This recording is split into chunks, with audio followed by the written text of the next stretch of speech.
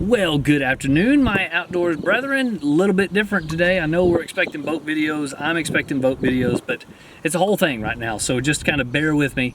What we're doing today is we're working on my overlanding vehicle for this summer and then hopefully in the future as well. I've got this old Suburban. So some of y'all remember the videos we shot before, kind of introduced it to you. A 93, ugly as sin, and it has some sentimental value to me for whatever reason. I could explain that at some point in the future, but what we're going to do is we're going to turn it into an overlanding vehicle. If you don't know what that is, it's just a vehicle that goes overland, particularly in the backcountry and kind of rough trails and, you know, that sort of thing. Getting off the beaten path is kind of the idea. But anyway, we're renovating it right now, and I've got the front all kind of torn up here.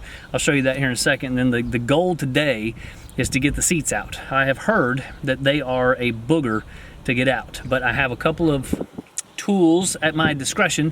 Hopefully we can get those things out of there today. So I got to get the back seat out and the double seat that's in the second row. So there's a second row that's kind of split. It's got a single and a double. I'm going to take the double seat out as well as the back seat, and we're going to turn that into a sleeping area, turn it into a little kitchenette kind of a thing, have some lights back there, have some way to charge batteries, that sort of thing. But really excited for this build, and so we're going to be working on this. We will be working on the boats, but I've got a pretty big trip coming up in just a couple of weeks. And so I'm going to try to get this thing ready to go by then. I've already done some work on the suspension, got it lifted, leveled out. It looks pretty good. I got to get some new tires for it, change out the lights. There's things I got to do. So I got to get to those things first. And on top of that, I'm making some fish habitat for the state of New Mexico and some other places to raise some money so I can get going on this trip. So it's going to be good. Hopefully you guys will enjoy what we're doing. And anyway, let's try to get the seats out of this thing. So there she is in all of her illustrious glory. It's, like I said, pretty ugly vehicle, but I feel like there's a lot of potential there. So we're going to go ahead and work on it anyway and see if we can't get it up to snuff. And like I said, it kind of means something to me. So I'm just going to keep it, and we're just going to go on with it the way that it is. Now, if you look at the inside, you can see I've got it all torn up, and oh, it's a mess. So we got to get the radio put in, put a switch relay up there at the top, and put the dash back together. So that's going to be fun. We got to cut that bottom part out to make the new radio fit. So the radio's got a screen in it with a backup camera. It's really cool. Hopefully we can get that all done. I'm going to put a CB radio up in here. It's going to be lots of fun. So anyway, lots of things to do. Let's see if we can't get these seats out. All right, here's the back seat. Now it's just these bolts that we got to get out. So I got my set here. I got my my breaker bar. I got an impact drill somewhere right there. I've also got the old PB blaster back there, and I hate the way that stuff smells, so I hope that I don't have to use it. So let's get in here, see if we can't get this stuff out. All right, here is a great lesson. Don't always believe what you see on YouTube, and especially if you're watching this channel, don't believe what you see on YouTube. First of all, it's supposed to be 111 degrees today where I'm at. No chance of rain or anything, and I've got cloud cover and it's sprinkling right now. So that's number one. That doesn't have anything to do with YouTube, but you know, the point stands. And then the second point, when I looked up this vehicle on YouTube, how to remove the seats, every one of them said that it is bolts and difficult, and that you'll have to squirt your PB blast penetrating lube and all that stuff in there and get it out, and you'll have to need a breaker bar and an impact drill and blah blah blah. And the back seat here just came out with just a little flick of this switch. The whole thing came out easy peasy. Now the front seat might be a little bit different, but this back seat, I was expecting to come in here and really have to struggle with it, and it is no problems. Literally two little levers and just came on out. So don't believe everything you hear.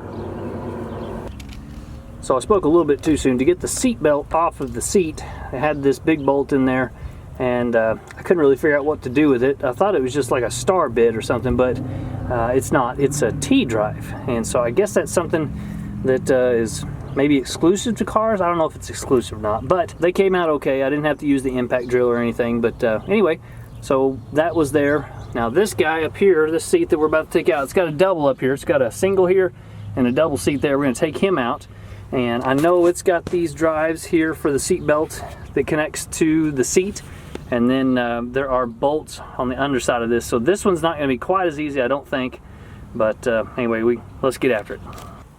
All right, this seat has two of these little T-drive bolts, so I've got the fitting for that. Thankfully, I I have this little kit that was given to me a long time ago. It's a really nice Craftsman kit, and it just happened to have 5 sizes, and it has the size I want. So I'm thankful I didn't have to go buy a part for that. That's handy. If you find a set of those, go ahead and grab them if you're working on a car. I guess you'll need them. So it has 2 of these on this side, and then on the other side over here, it's only got 1 nut, not there. See, that one's missing, and so the one in front there, and I think it's a 13 millimeter. So let me see if I can get these out, and we'll get this seat taken out of here, and maybe explain what I'm going to do back here with the empty space.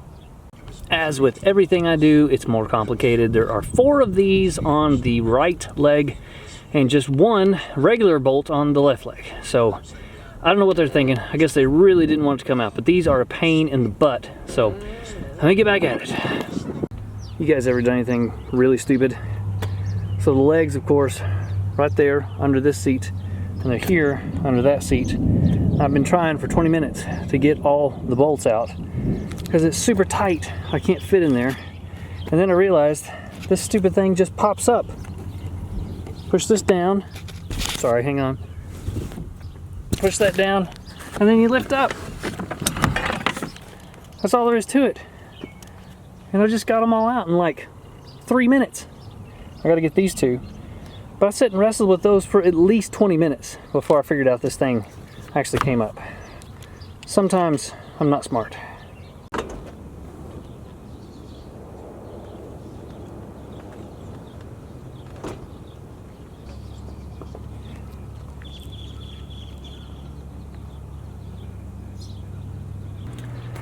So as everything that I do, this was a 1-hour job that turned into about 2.5. Finally got it out. And like I said, I'm gonna leave that seat just in case, you know, maybe the family grows and I need to put a baby seat in there. And if not, it'll just be a passenger seat to have. And then it also will fold down, so I can make use of that space when I don't have a third. I'm gonna go ahead and take this out also. This is the spare tire, and then where the jack sits.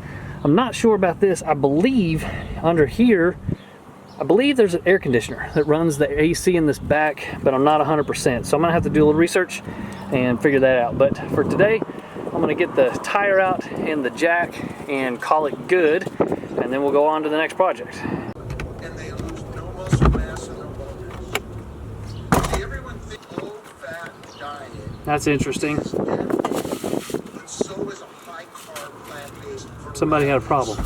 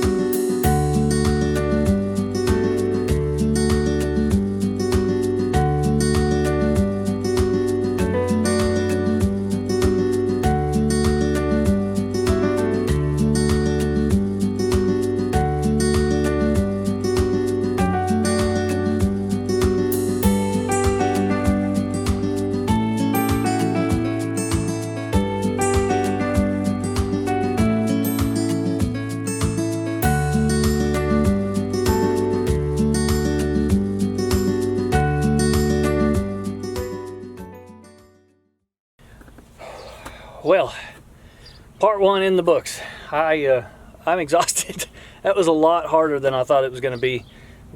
I knew the bolts under the seats were going to be difficult, and they were pretty tough. And they have this silicone, some sort of sticky stuff, and people said it was the Loctite kind of thing, but I think it's more of just a silicone, a really good silicone product, because it goes down to the floor of the car. And that's all water down there, you know, it's all the elements coming up, so it just bolts right to the mainframe. So when you take it out, you got empty holes here in the cab. So I'm going to come in with just a light silicone, and I'll fill those in. If you ever wanted to put seats back in, you could just you know, put it back through. I'm not going to use a real high quality silicone, but anyway, so that I'll do that. But really the most difficult part was, man, everywhere that there was a seat belt, those bolts were outrageously difficult to get out. And I guess, I mean, you want your seat belts to work, so I understand that. I understand why you'd put a little extra oomph on them, but my gosh, every single one of them trying to get out was really tough. I do want to make a couple of notes. The first one is, I bought this I bought this at a garage sale. It's an old Snap-on, and I switched to it about midway through because it has a little comfier handle. I have a kind of a new in the box Crescent brand, and the difference between an old Snap-on, I mean old, and a new Crescent wrench is noticeable. I should have used the Snap-on the whole time, man. It's really comfortable and it moves with you as you ratchet. I was really impressed and disappointed that I didn't start with that one, but I figured, you know, newer better, but $5 at a garage sale, it kind of won the day. But anyway, so part 1 is done. I'm gonna go get rested up, and man, I got a busy day this week, lots of things going on. I got workouts Monday, Wednesday, Fridays. We're going early in the mornings, 5 a.m., getting out there and getting busy, and then after that I got some work to do for state of New Mexico, so I'll get some of that stuff done. Then, you know, Mondays are always busy because I got a plan for the church week, so I'll do some of that. Hopefully tomorrow evening I can get home and kind of do something else. My next step is really the radio issue, I think. And so even if I can't get the radio to work through the speakers that exist, I want it because it has a screen in it, and in that screen I'll probably run navigation or other information. So that's kind of my goal tomorrow. We'll see how far we get. I'm happy with the seats being out. I'm gonna throw a bunch of this stuff away. I am gonna keep some of it just in case I want it. I don't think I will. Like I say, we're kind of gutting the thing.